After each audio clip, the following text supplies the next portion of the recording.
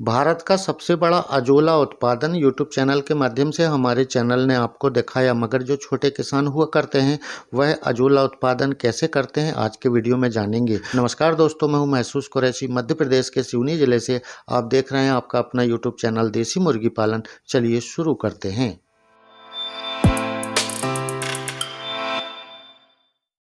Azolla उत्पादन करने के लिए आपके पास 5 बाई 10 की जगह हो फार्म के नज़दीक में, तो 5 बाई 10 का गड्ढा कर लें। 5 फीट चौड़ा हो और 10 फीट लंबा, और लगभग इसकी गहराई 1 फीट की होना चाहिए। जब इतना हो जाए तो आप इस गड्ढे को प्लेन कर दीजिएगा, जैसा सब लोग किया करते हैं। उसके बाद एक पॉलीथीन बिछा लीजिएगा।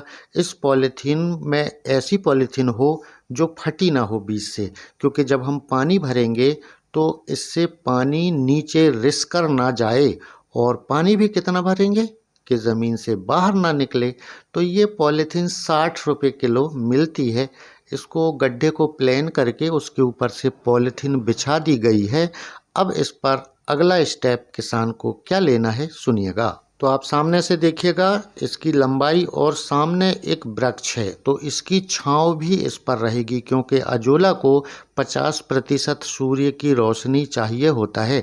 अब इसमें भरना है पानी, तो सभी के पास फार्म पर पानी के साधन हुआ करते हैं।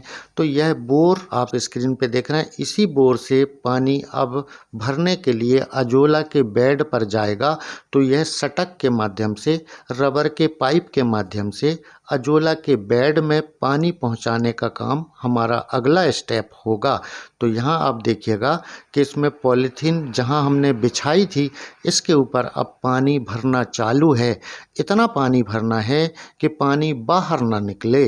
पानी की बचत करते हुए कम जगह में कम पानी में इसका उत्पादन किया जाता है। जब पानी भर के हो जाए तो इस पर 10 बाई 5 के अजोला के बेड में 50 ग्राम सिंगल सुपर फास्फेट, 1 किलो सरसों की खल और 2 किलो गाय का या भैंस का कच्चा गोबर और 2 टोकरे में मट्टी, 2 तगाड़ी मट्टी डालना होता है।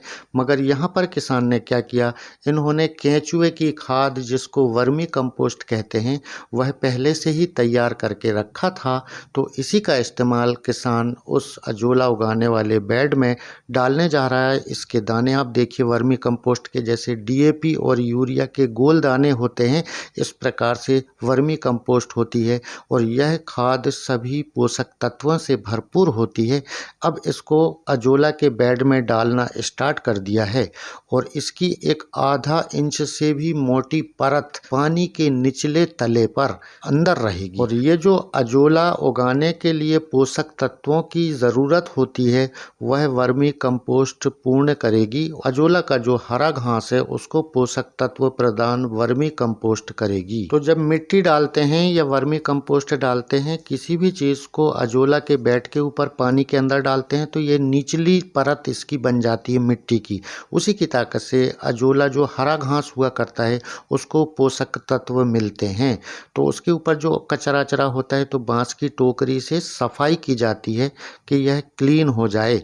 इसके बाद अब इस पर डालना है हमें अजोला का बीज, क्योंकि जब तक हम बीज नहीं बोएंगे और अजोला उत्पादन कैसे होगा। तो हर कृषि विज्ञान केंद्र में अजोला 50 रुपये किलो मिला करता है। यह KV के हर ज़िले में होते हैं, हर ज़िले में कृषि विज्ञान केंद्र होता है, वहाँ 50 रुपये दीजिएगा, 1 किलो लेके आइएगा और इस प्रकार से पानी में डाल के रखिएगा। इधर बेड की तैयारी कर लीजिएगा। सारी तैयारी हो जाने के बाद इससे अजोला का बीज निकाल कर अब हमें हमारे वर्मी कंपोस्ट और पानी और जो गड्ढा हमने करके बना के रखा है अजोला उत्पादन के लिए, उसमें इस बीज को डालेंगे। बीज बोएंगे तो फिर उससे उत्पादन होगा। अब किसान अजोला के बीज को लेकर अजोला उगाने के लिए जो बेड तैयार किया है वहाँ के लिए चहलकदमी करते हुए पैदल चला जा रहा है। इस बीच में किसान को बहुत दिक्कत होती है। उसी किसान को बीज बोना है, उसी किसान को वीडियो में आवाज़ देना है, और उसी किसान को आप लोगों को दिखाने के लिए वीडियो बनाना है। तो वो ये भी भूल जाता है कि मेरी उंगली कैमरे के ऊपर आ गई है। तो मैं आपको बिल्कुल ओरिजिनल वीडियो दिखा रहा हूँ जैसा मेरे पास आया है।